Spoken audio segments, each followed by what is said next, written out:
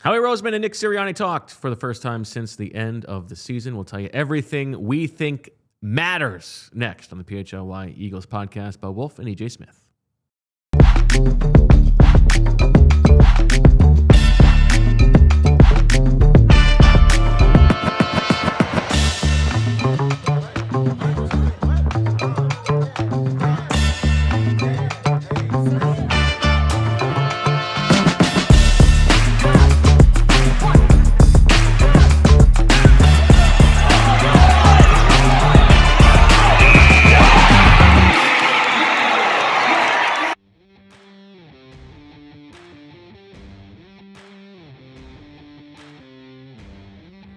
Hello, everybody, and welcome to the PHLY Eagles podcast on a Thursday afternoon, live from the Xfinity studio and presented by Bet365 and Ashley. Thank you for staying nimble with us as we push the show back 90 minutes so that we can be there, boots on the ground, for Howie Roseman and Nick Sirianni's end of season press conference. Bo Wulf, EJ Smith. EJ, going to do a little classic recap show today by way of drafting what we think mattered most from the press conference. What was it, about 19 minutes? It was maybe 22, maybe 22. I mean, let's see. What's my official count here? I got 24 minutes. No, but I started early. You started early. I think probably. What was your general takeaway from not into the specifics of the content of what they said, but just general vibe? The vibe of Nick and Howie? Yeah. Okay, I thought you were going a different way with this. I mean, somber as you would expect. I'll be honest, I listened to the end of year press conference after the 2023 season on my way in. I like to do that to kind of refresh look my... At you putting in the word. I mean, I have a long commute, so you try to refresh on the types of questions, the right wording for questions. Okay. That was very famously the Tim McManus, what exactly do you do here press conference. This one did not have the same level of tension that one did. Well, I think they learned from that the quicker you do it, the better. So you think that's why it was? You think that's why they had the quick hook? Well, and also remember that one was like 2 weeks after the season was over. Oh, very true. Yeah, so get it over with. Yeah, because they started. The snow, and everybody was so sad. The exit interviews. One thing that stood out to me, and I wonder if it stood out to you as well. Well, should I save it for the draft? This is just a general takeaway from the press conference. This was a Nick-heavy press conference. Like usually Howie Roseman has an opening statement for these types of things. And instead today, it was Nick and Howie. They get up to the podium, and then Howie's standing there, and Nick goes, "Have at it. Let's go."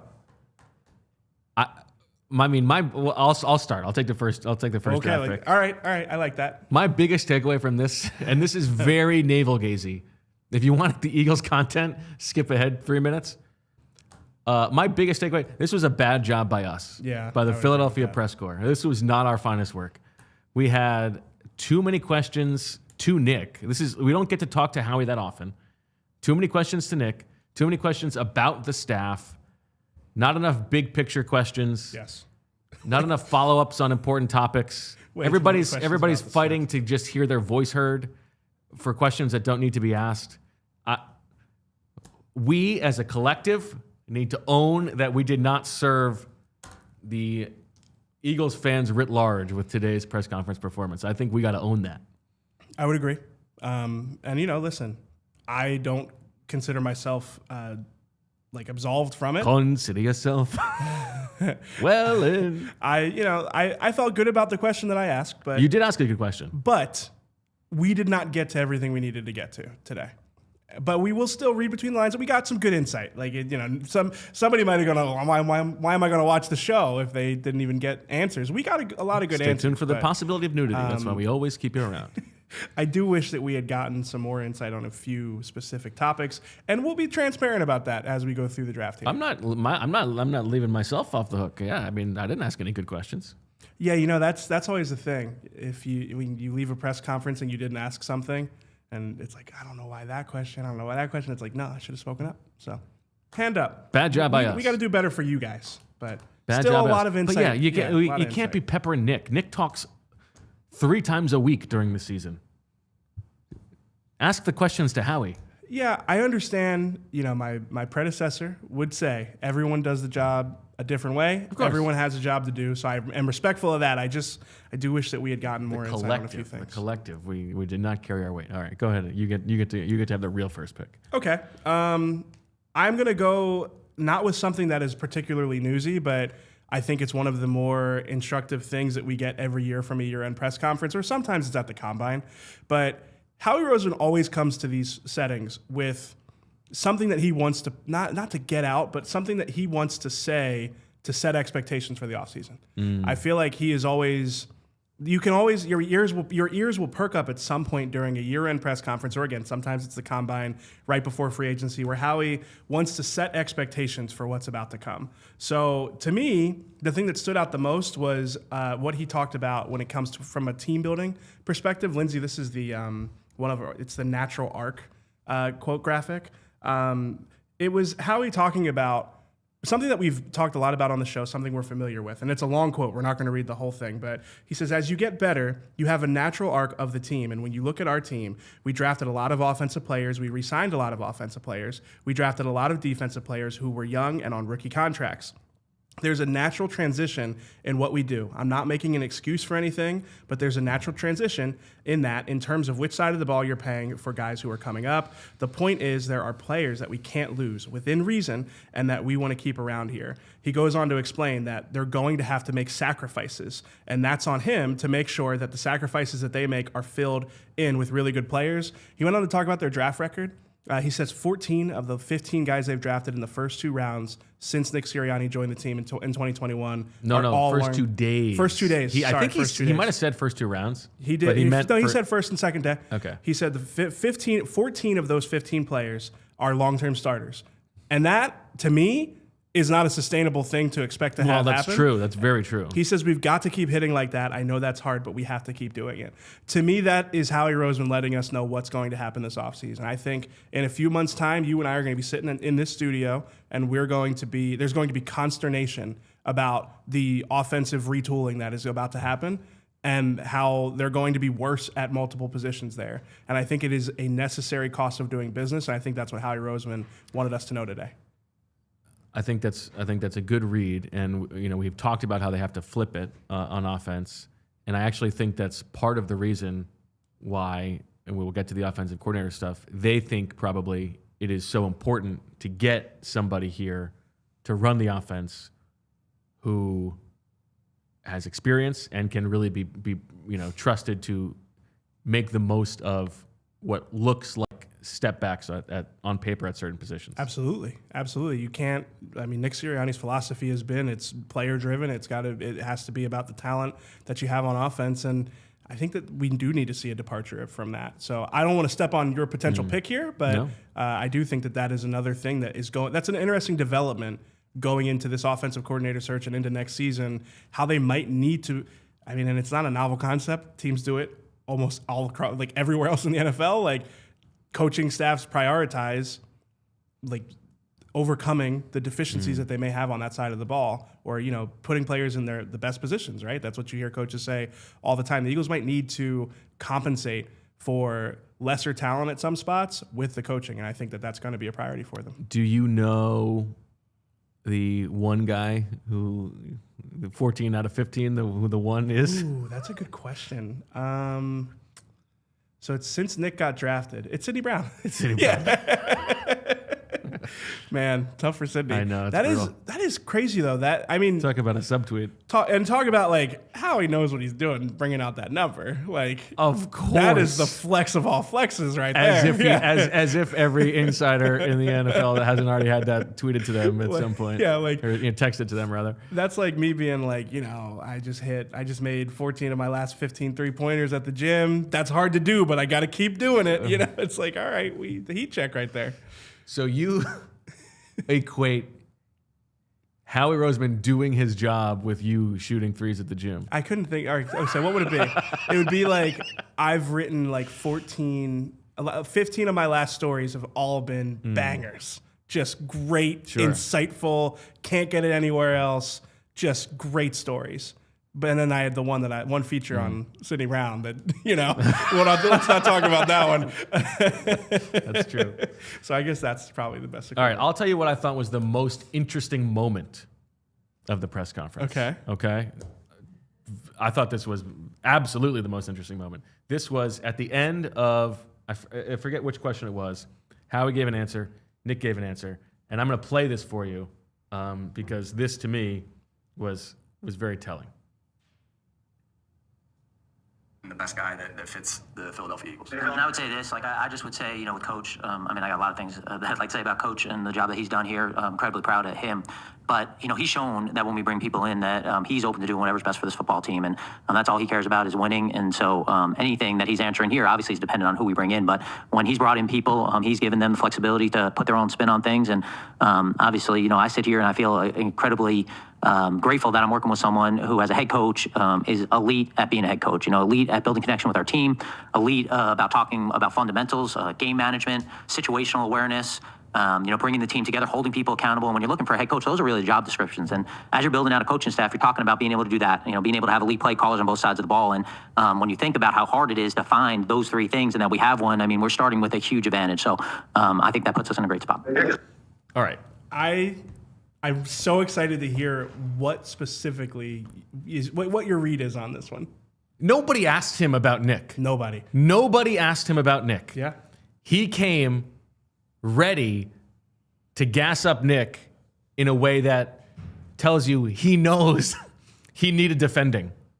Yes, and absolutely. He is explaining why Nick is still the head coach. So out of nowhere, it was bizarre. I agree. There were two things I took from that. So the first thing is what I said at the top of the show. It was a lot of Nick today.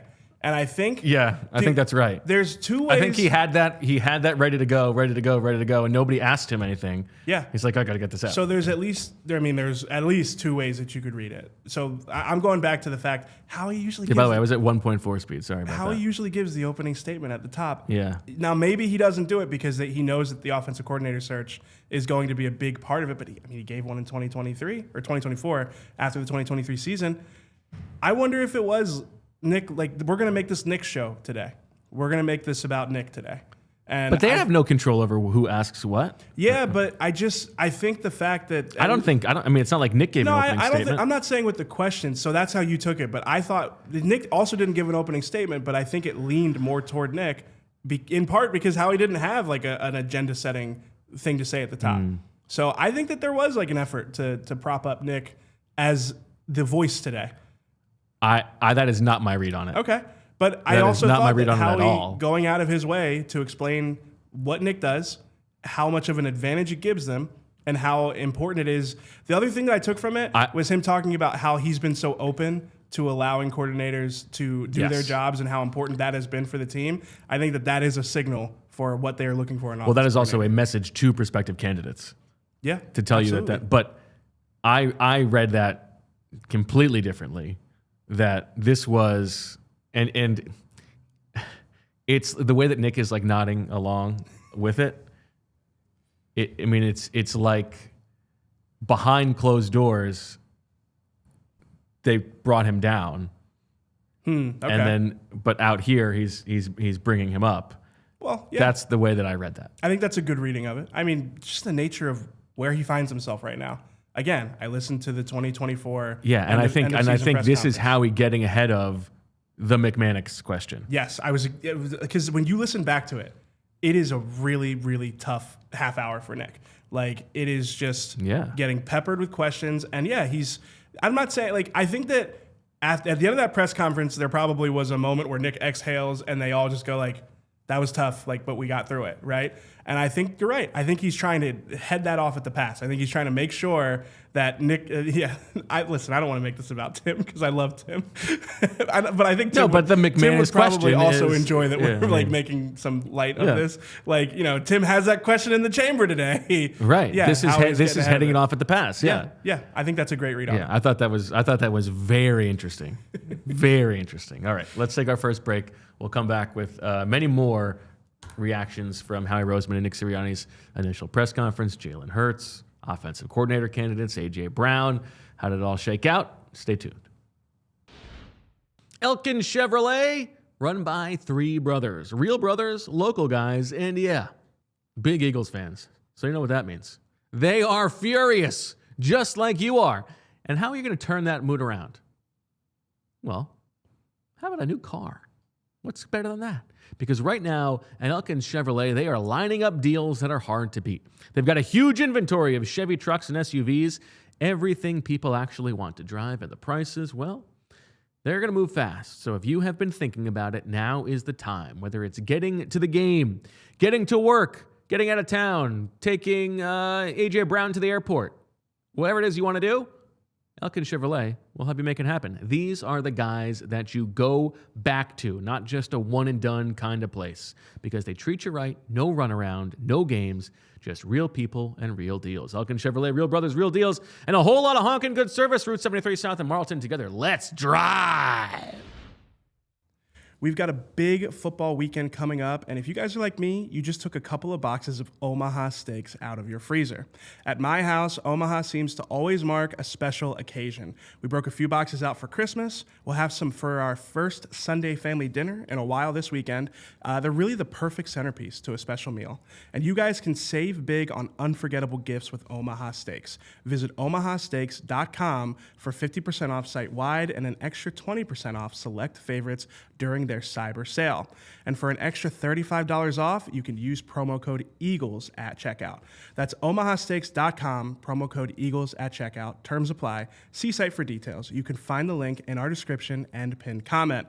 Go to omahasteaks.com to get 50% off. Again, that's promo code EAGLES, EAGLES, at checkouts for an extra $35. Minimum purchase may apply. We're back on the PHLY Eagles podcast, live in the Xfinity studio. Bo Wulf, EJ Smith. By the way, if you're out there, and you're out there somewhere, check out today's episode of Unblocked with Brandon Graham. Some breaking news in there that you gotta pay attention to. All right, EJ, you're on the hook. You're on the. Oh no, am I on the clock? No, unless are we doing a snake draft? Yeah, it's just back and forth. There's only two of us. Well, you can do a snake draft back and forth. I mean, it'd just be two each. Just 2-2? Yeah. There were some people in the chat asking what a McManus question is. Oh, the McManus was from 2023. He said, so what would you say? What would you say you do here? Yeah, Tim McManus was the one who asked Nick, well, if the offensive coordinator is going to run the offense and the defensive coordinator is going to run the defense, then what would you say your role is going to be? And that question has lived in infamy in Eagles media world, but really I think in Eagles world the last few years. Sure. But again, we got to be inclusive. We got to make sure we spell some of these things out. All right, I think it is your pick. All right, so I'm kind of torn. I think the best role I can play for this exercise is the newsman, but okay. I want to qualify it with there's something else that I really want to get off my chest. Do the one you want to get off your chest. Okay, all right, then you'll handle the news. We'll see. Because the news we don't have as good of an answer on because we got an hour. We spent a lot of time talking about something today, and I think. I meant to look this up. Jump the shark is like you've gone too far. Like you wanted to do something you thought about something so much that you like have made it bad now, right? Is that the right Jump the shark? Yeah, it's like it's the line of demarcation from when something turns from good to bad. Okay, I think the dialogue around the cautionary tale of the 1 year offensive coordinator wonder has jumped the shark. Totally agree. We have gone too far. Totally agree. There is such thing as an overcorrection to worrying about being in this situation next year. If your number one priority when you're looking at offensive coordinator candidates is, well, is this guy only going to be here for one season? Get out of here with that. Hire the best possible candidate that you can get. Hire the person you think that you will win a Super Bowl with. And if you win a Super Bowl, they probably will be a head coach somewhere the following season. But guess what? You won a Super Bowl. Yeah. Like, I understand that it is a disadvantageous position to be in. I understand that it is a problem. Honestly, if you want to solve that problem, you have to have a harder discussion about Nick Sirianni. And this is the reality that comes about because of his role. I don't want to have that conversation. I think the Eagles should hire a really good offensive coordinator. And I think that if that guy ends up getting a head coaching job, then so be it. And we have a quote graphic from Howie Roseman. Actually, no, I think we have a video we got a clip on this bad boy. So I'm just going to let Howie say it for me here. Lindsay, this is... No, it's okay. It's a great compliment when guys get head coaching jobs from here because it means we're having tremendous success. So, as much as you'd like to have continuity and like to have guys here for a long period of time, we want to win. We have an urgency to win right now. And if that comes with the ramifications that we lose good people because they've earned head coaching jobs, we'll live with that. Now, I've got more to say on this. So Howie had that answer, but there was still a lot of intrigue. And I understand it. I understand that it has not worked out. It's the roller coaster that the Eagles have been on the last few years is a big part because of the offensive coordinator turnover. But that was their answer. I think that kind of shows you it's not as much of a concern for them as it is for the dialogue around it. It's not a concern for them. In fact, they want the opposite. They want the guy who's only going to be here for 1 year. Right. And I thought that is also part of signaling to those candidates. But the one, it's not even a disagreement, but just the only thing I would say is that I do think they have to think through the best case scenario, which is this guy goes to leave. Do we then have somebody ready to backfill? And I think, for instance, if you're talking about Mike McDaniel, who I think we would probably say is the front runner right now. Yeah. If Mike McDaniel comes in, and these were some of the other questions to Nick about the staff, and Mike McDaniel is coming from he got fired in Miami. His whole staff's getting fired. Yeah. So he can bring a lot of people with him, potentially somebody who could then take over if you're thinking of how do we give Jalen Hurts his quote-unquote schematic home base, right? And Parks Frazier is already in the building as well. And so I think you think about that. Yeah. But you're absolutely right. That you don't want to hire the guy who's only going to be good enough to stay. Right. And I think it's a hypothetical scenario that's unrealistic that all things will be equal. But if all things are equal, then yes, continuity, having someone that offers you continuity, having the Vic Fangio of the offense, of course that would make sense. But I just think that it has begun to cloud the conversation about who would be best for the Eagles in a way that I cannot get behind. So that is I was stewing on this as I drove in. I'm like, why does I feel like we talked about it, we took it for what it's worth, but I feel like it's gone too far the other way now. So the Eagles should hire the best candidate that they can hire, and that very well might be Mike McDaniel, depending on what this head coaching cycle looks like. And if it is Mike McDaniel, I don't think Eagles fans. I don't want to hear it from Eagles fans that he's only going to be here 1 year. That's why it's a bad hire for that reason. If they win a Super Bowl in that year, if they play well offensively that year, it was worth it to hire him. Right. We had this conversation about Kellen Moore. And actually, I thought that was not a guarantee that he'd be one and done, but he ended up being one and done, and they won the Super Bowl. Obviously, it's worth it. It's the nature of the Eagles' offense. The last thing I'll say about, just really quick on Mike McDaniel, I know we said it yesterday. I don't think that him and Vic are going to have a hard time working with each other. I think that's overstated. Well, and I also think it's not something that you need to worry about from the outside. Sure. Because by virtue of them hiring him, it means that Vic has given them his stamp of approval. Yeah, and I don't think that's going to be an issue. Right? They're going to talk to Vic about it, and if Vic says we're good, they're going to be fine. Yeah. The other thing, Fran, he talked me into it. Oh, I wasn't able to, but Fran did, huh? The middle field, my biggest concern with Jalen Hurts and the Mike McDaniel offense is most of Mike McDaniel's offenses have been built out of a lot of middle field throws that we have not seen Jalen Hurts comfortable making at a high clip.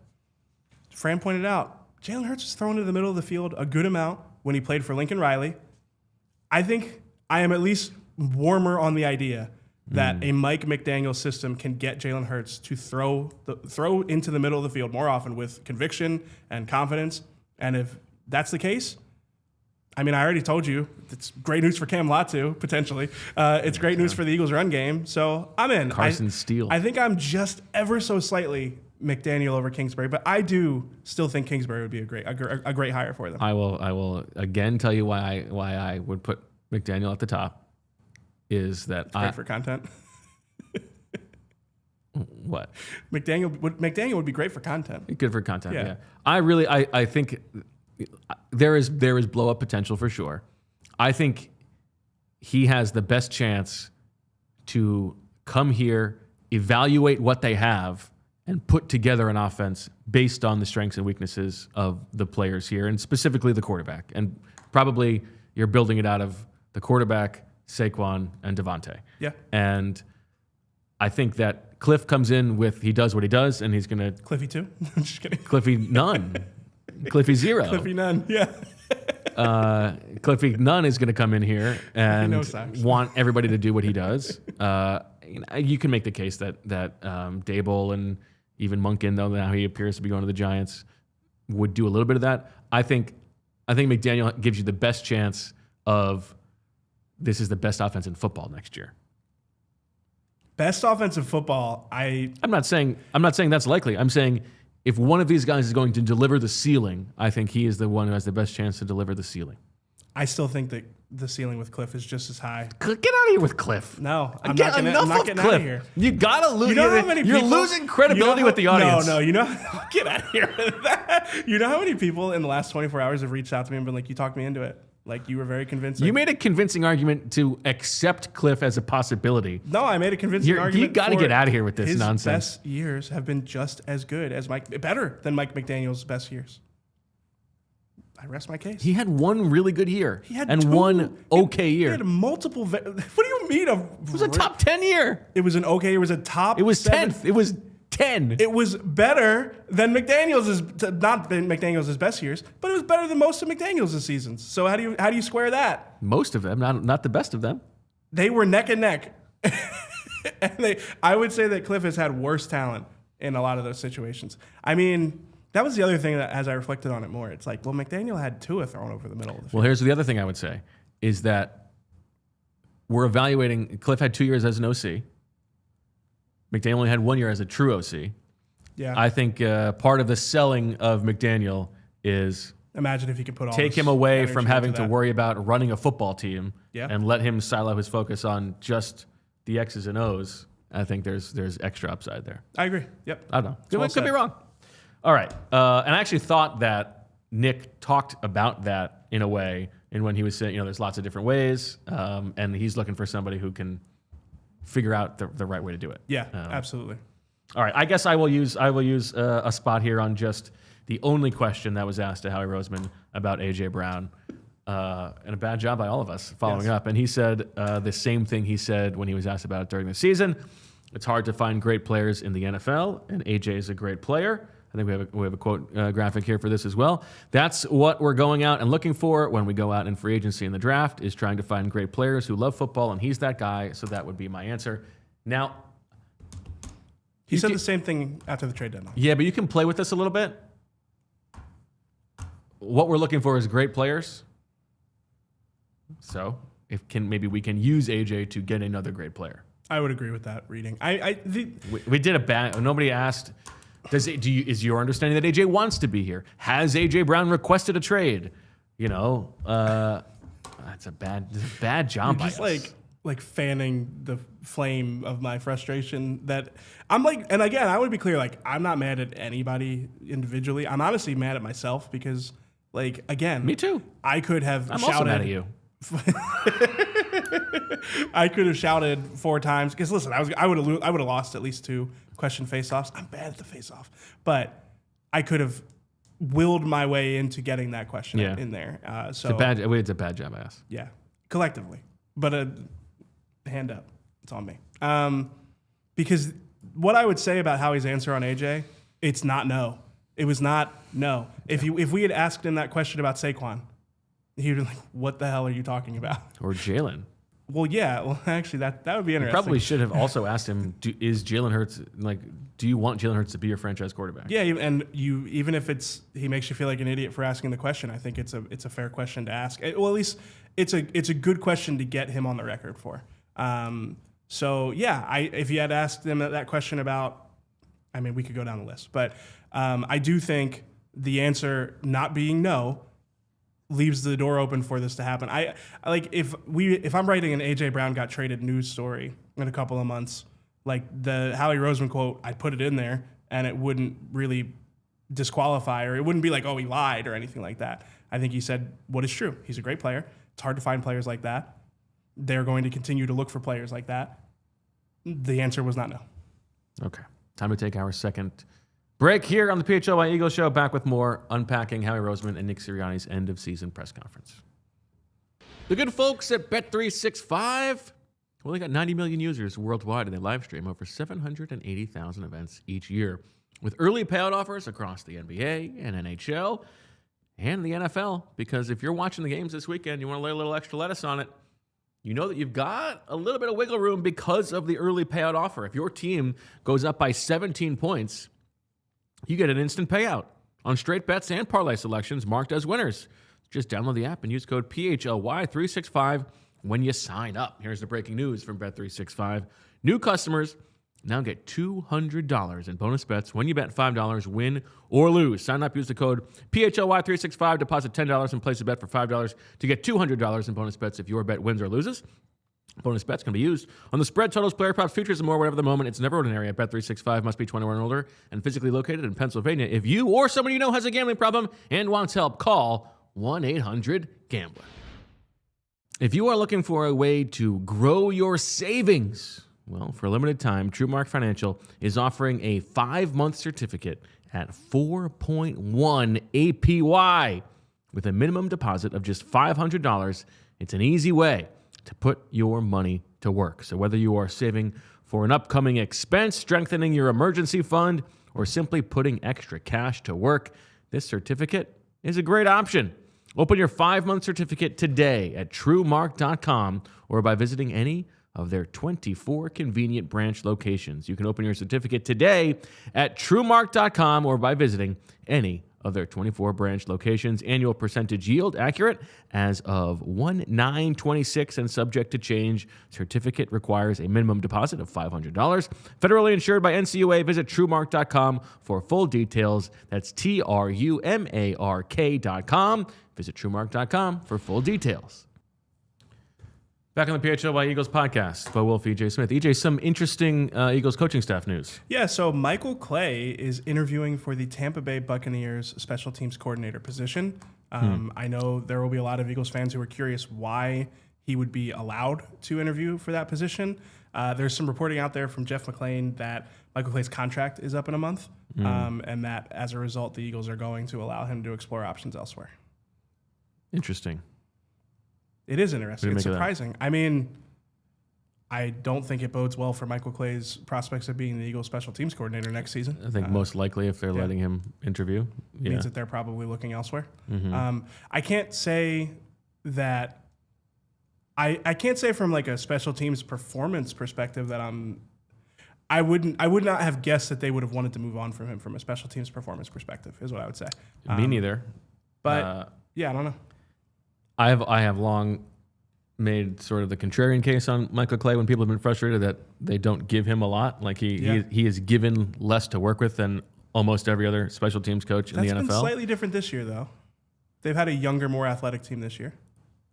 Well, yes, but it's you always mean the personnel they make available? The person? No. Yes, exactly. Yeah. It's always young guys. Sure. Yeah. Which is fine, but I think he's done a fine job. I agree. But I'm a little bit curious about that. And it is interesting because if you think about if Michael Clay leaves and Kevin Patullo leaves, I think that leaves only Jason Michael from Nick's initial staff as somebody who came with him and is still around. Stout is still here, but he was here before. Yeah. Aaron Moorhead predated Nick as well. With him. Obviously, the whole defense has been turned over. Yeah, Joe Panunzio predates Nick. To some degree, at least, yeah. The assistant special teams. Jeremiah Washburn, was he part of Nick's initial staff? Oh, yeah, because he came down from the front office. But that's also not a Nick guy. Yeah. Tyler Brown would presumably... That was my question is, do you think that this is Tyler Brown's promotion opportunity? It's possible. Tyler Brown is the special teams assistant. He has a background in kicking. Did Tyler Scudder come with Nick, or was that the second year? Might have been the second year. I think it would. I think that it would mean Jason Michael is the remaining Nick guy. And he might not be here much longer. I don't want to speculate, but I mean, we're not sure what's going to happen with the offensive staff. Yeah. Okay. Over to you for your next takeaway. Other Eagles assistant coach news. We didn't hit on this yesterday's show. Christian Parker is interviewing for the Dallas Cowboys defensive coordinator how about job. that? Yeah. I think he's going to get a lot of interviews. I think he's going to get a lot of interest. So. I would be surprised if he's still passing game coordinator, defensive backs coach here. Yeah. Yeah, and another important thing to note, like just like Michael Clay's contract is up, I think there are a lot of guys on that staff who have contracts up this year. Yeah. So maybe not a lot, but Singleton, Jamal Singleton, was he the second year or he was with Nick initially? No, he was with Nick. He was with Nick initially. Yeah. Okay. Right, because I don't think Nick and Deuce. Yeah, no, Deuce left because they hired Nick. Yes, that's right. In part, yeah. Okay, I apologize. Okay, so there's a few other guys. All right, so am I up here? You are up. Okay. I wasn't ready to be up. I got to be honest. I was so worked up about the offensive coordinator thing. What did you? How about I? Okay, I'll take Nick on Jalen's influence. Okay. It's a question that I asked. I stand by the question. It was a good. I actually thought this was a good question. But my read on it is well, I'll read the quote first. He said, "You'd be foolish not to use all of your resources. I'm going to get Howie's opinion and Mr. Lurie's opinion and Jalen and Saquon and AJ, Lane, Landon, whoever it may be. We will let them talk to them too. But at the end of the day, I have to make the best decision that's necessary for the football team." The fact that he framed it as he would talk to Jalen just like he'd talk to A.J. Brown, Saquon Barkley, Lane Johnson, et cetera, was my read on it was he was downplaying how much of a role Jalen will have. That doesn't mean that Jalen won't have a big role, but he at least wanted to downplay the significance of the quarterback's voice publicly. It's funny because he made that pause in there when he was trying to compare it to something. He was like, I sort of think of it like, and I thought he was going to go in an entirely different direction. But then he says it's kind of like figuring out the practice schedule for the next week. Like you ask for help, but you ultimately got to make the decision yourself. I thought he was going to go. It's kind of like parenting, where like you may take your child's input, but ultimately you got to do what's best, what you think is going to be best for them. And yeah, of course, Jalen wouldn't have liked that. He didn't say that, but that's kind of the way that I thought that he maybe was thinking about it. Yeah. What did you make of his answer? Yeah, I think if this were Patrick Mahomes or Joe Burrow or whoever, I think it would have been a different answer. He was like, of course they're going to be involved. But what's interesting is I would argue that it's more important to have Jalen's input because, again, I don't want to come across like super out or down on Jalen, but we've talked about it. Like he needs an offense that looks a certain way. And for that reason, you'd think you'd want his input. You know what I mean? Yeah. Like Mahomes, you could put him in most offenses and he would be fine. I see your point. Actually, I think Burrow and Jalen are similar. I don't think Burrow could run any offense. I think you would want Jalen's input. And Jalen said at the end of the season, his line is open, which is why I'm wondering if Avery Hurts Sr. gets a call. You gotta be kidding. I am kidding, yes. I thought that, let's stay on Jalen. I thought that Howie's response was a little bit interesting in terms of his view on Jalen's play this year. He said, we've all got to look at ourselves and what we could do better. It's a disappointing season. We sit here and want to be playing right now, and I think for that, getting a chance to really go back and reflect. Sometimes when you're in the middle of the season, you're week to week and you're kind of going through and what happened last week and what are you doing this week. I think what Coach has said, we have won a lot of games with Jalen as our quarterback. We've won a world championship with him as an MVP in that game. So I think obviously he's done a tremendous job as our starting quarterback. We have won a lot of games with Jalen as our quarterback. The with, I mean, listen, we are really parsing words. And this is unfair because they're just speaking extemporaneously. Jalen's going to do that too. But we have won a lot of games with Jalen and not we have won a lot of games because of Jalen is a telling difference.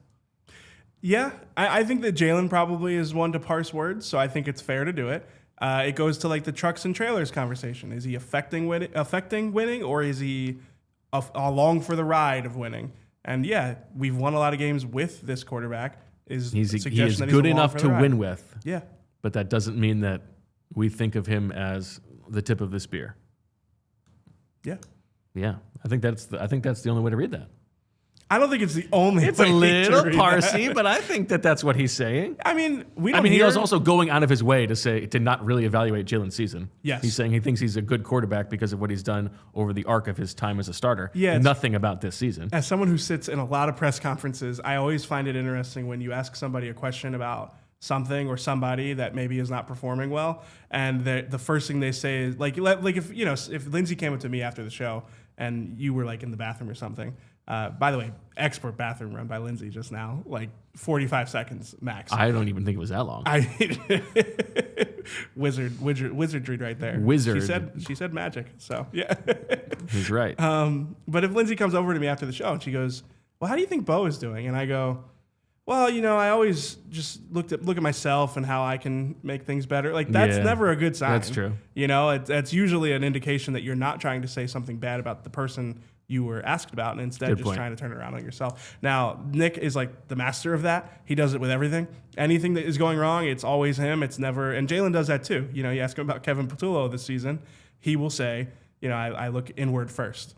So I do think it's media like training. It's like, kind of what they're trained to say, but no, I mean, we don't hear from Howie very often. It's kind of natural that you're going to read into everything he says. All right, let's take our last break. We'll come back.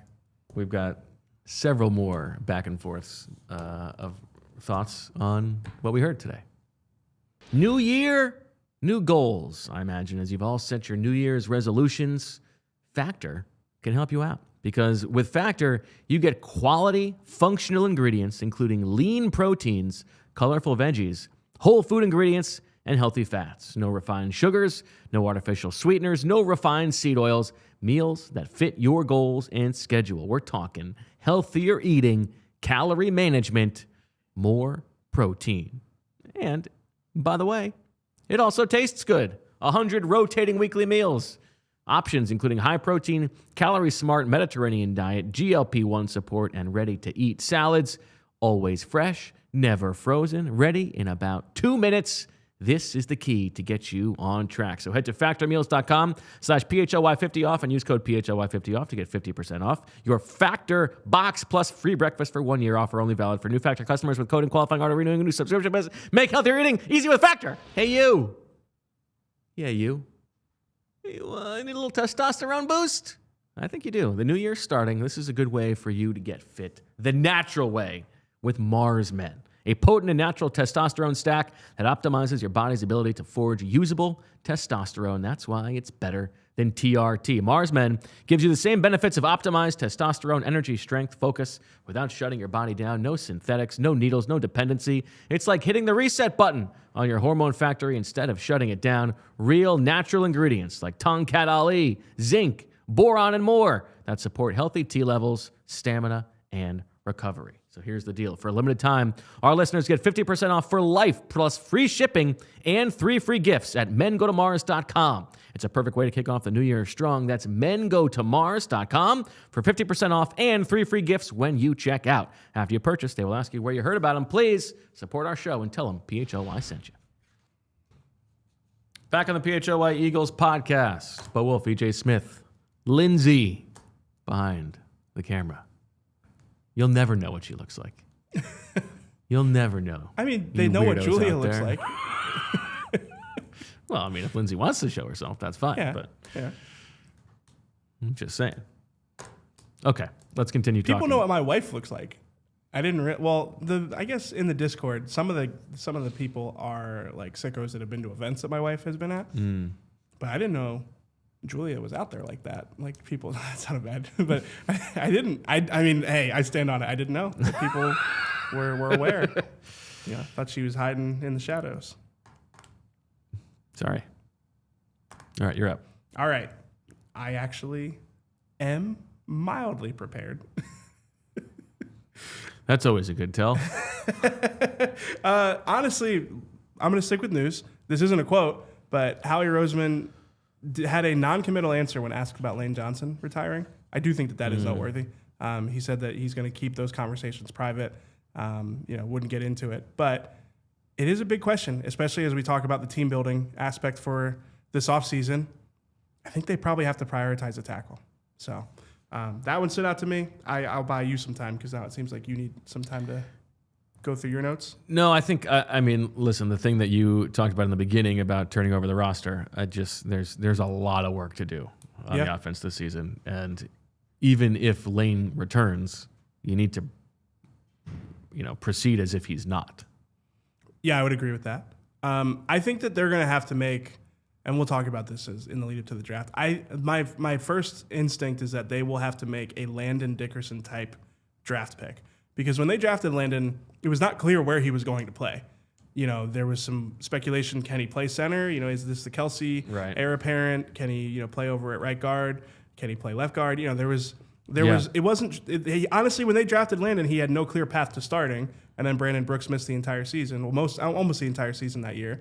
And he played, I think it was 14 games his rookie year. Mm-hmm. I think they should do that again. I think it's probably a tackle guard. Honestly, it could be a center guard, hybrid.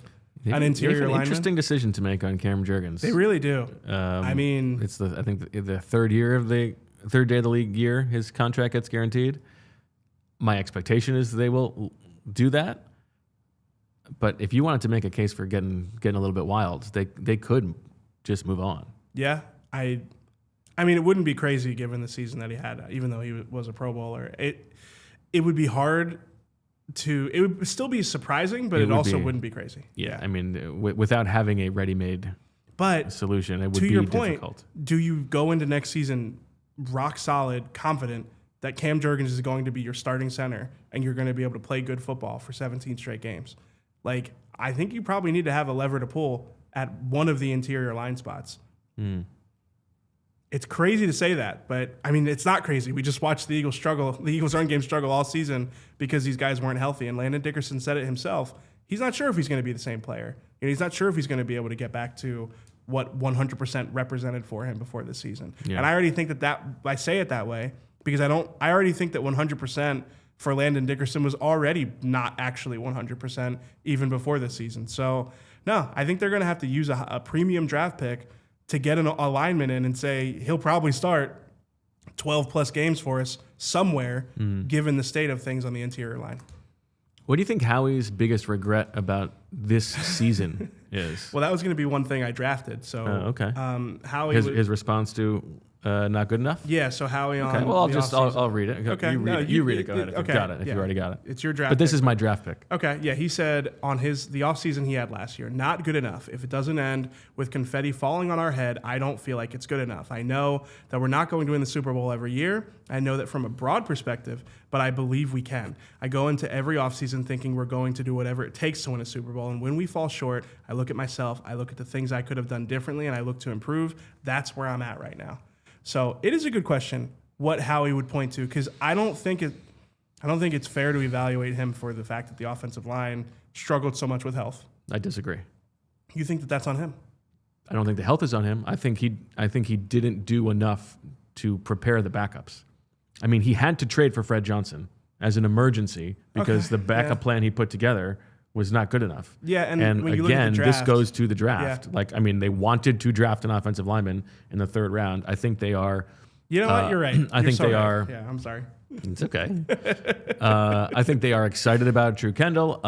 We all thought that Cameron Williams overperformed in that Week 18 game given expectations, but they do not have a guy in-house who's like, oh, that guy's going to start next year or is a starting caliber player whenever it is he gets on the field. And I think that I would imagine how he regrets that. Josh Simmons picked the pick afterward. Yeah. Now, probably they don't get to make that trade because the Chiefs sit there and take him. Yeah, okay. But they could have taken a different offensive lineman there. Let's see who went right at the top. Jonas Savaiinaea. I apologize. I probably would have gotten that right last offseason. Ariante Ursary. Right. Yeah, they could have drafted a guy. Yeah. But I just wanted to look and see who went 15 picks after Jahad Campbell. And was there anybody right before? Josh Connerly. Josh Connerly, yeah. I apologize. This predates me. I've apologized 3 times in the last 2 minutes. Sorry for saying sorry. How did Fran feel about Josh Connerly last year? I think we agreed he was light in the pants. But he felt kind of Eaglesy, though, didn't he? Yeah. You know who my guy was? And this is a real window into what you're about to get into with the draft with me. Donovan Jackson. Oh, man. Yeah. When he went late first, I felt so vindicated. That guy was awesome. Okay. Super Chats. Scotty Galupo. There was a circle of hell in which Nick Sirianni speaks in Sirianni word salad for eternity. Honestly, that would be a really good hell.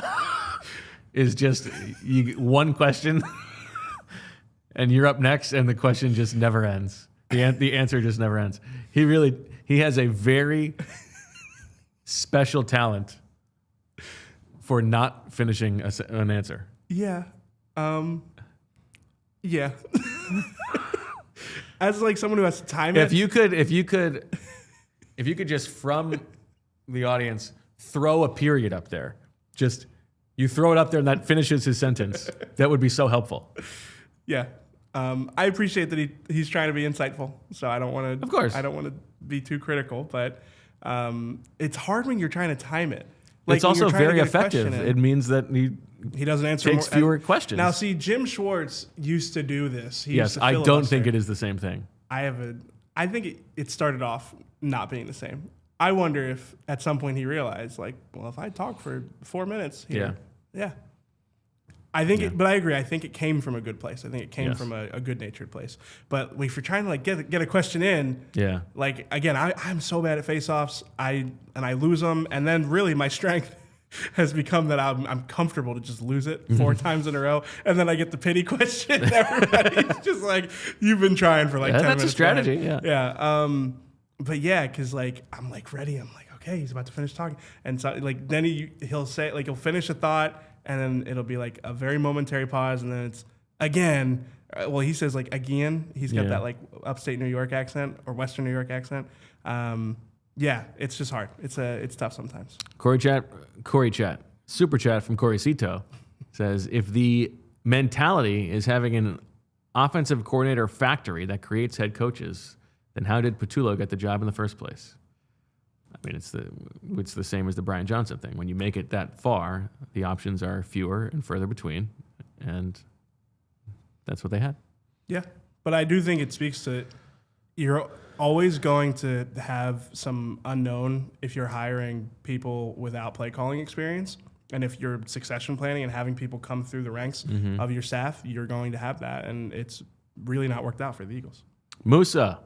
Boo, EJ. Boo this man. No Cliff with a K. Every argument I hear against Cliff Kingsbury has nothing to do with him as an offensive coach. It has everything to do with the way that he dresses, the way that his hair is. Oh, he just rubs me the wrong way. I just don't like Cliff with a K. Oh, it's not about... Yeah, that matters. You know, I looked at the data. I looked at the football, and that's how I came up with my decision. He's not a football guy. Shout out Musa. I like Musa. Cliff Kingsbury is not a football guy. Come on. He's a fox in the hen house. God. Oh, no. Go waste Patrick Mahomes some more.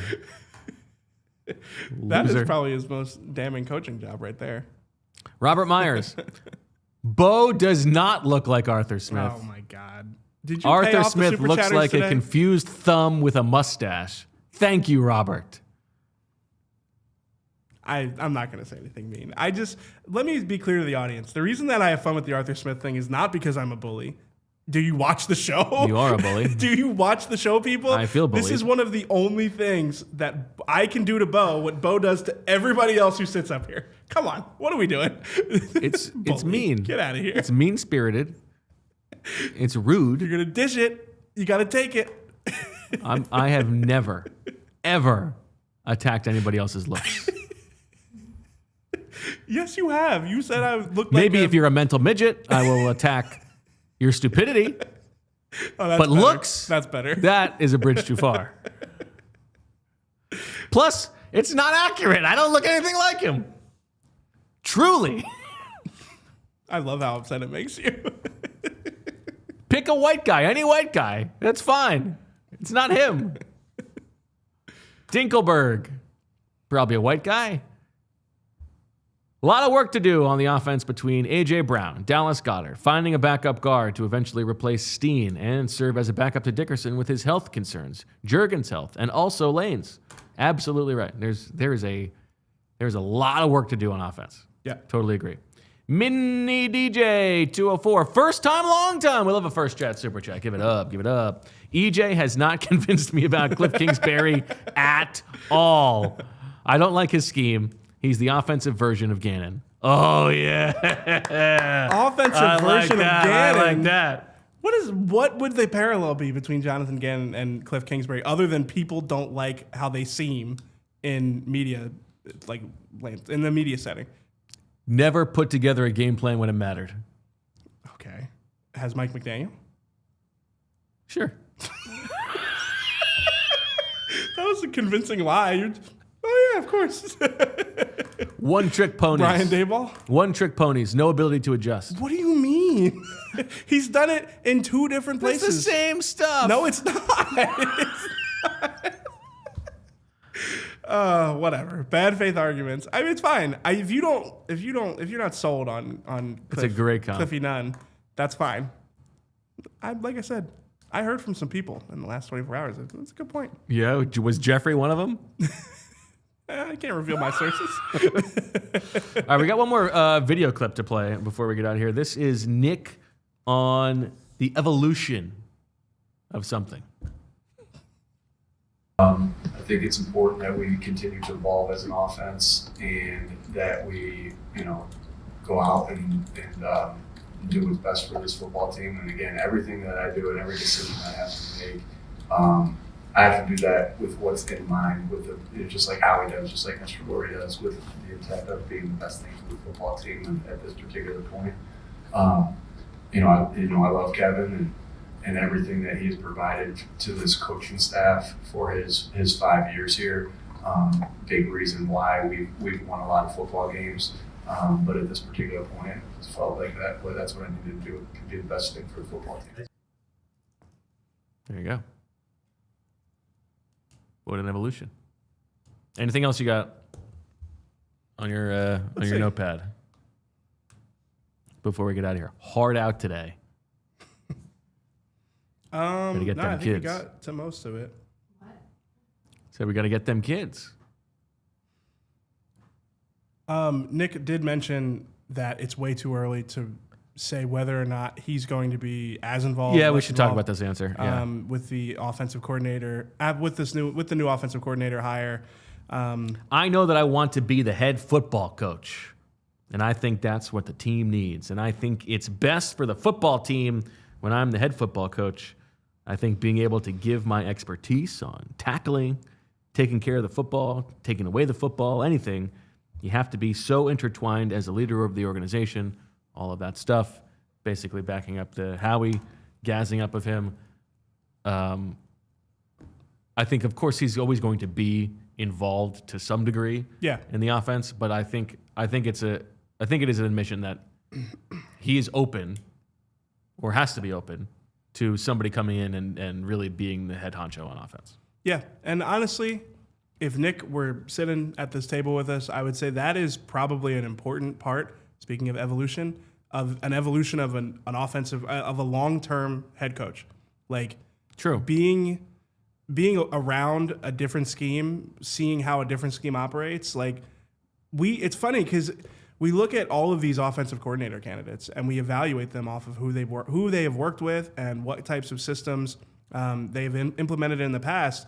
But when guys become head coaches, you never look at it like that anymore. And that we should look at it like, if Mike McDaniel comes in here, Nick will then be installing, well, obviously not hands-on installing, but he will be part of installing a system that is influenced by Kyle Shanahan and Sean McVay. And I think that that can evolve. If Nick's going to be here for 5 more years, then that is an important evolution that he would go through. So I don't know. You know what I mean? Like, we don't look at head coaches like, well, who worked for you and how maybe that changed what you do offensively. That's a good point. Yeah, I like that. Good question in the chat. Who are your favorite Cliffs? Cliffy 2 Socks. Agree. I don't know any other Cliffs. Cliff Robinson. I mean, I know famous Cliffs. Cliff Lee. Lindsay, can you go to my one shot really quickly? I just looked up famous Cliffs, and it's just... The Cliffs of Moore. Famous Cliffs. If you made it this far in the video, comment famous Cliffs. Cliff Averill. Yeah, in the chat, or in the if you've made it this far, comment below the video. Famous Cliffs. Let us know your favorite Cliffs. Oh, I like that. Yeah, Cliff Huxtable. Ooh, problematic. All right, Little Clifford. Okay. That's the one. We're going to go very quickly to Lindsay time.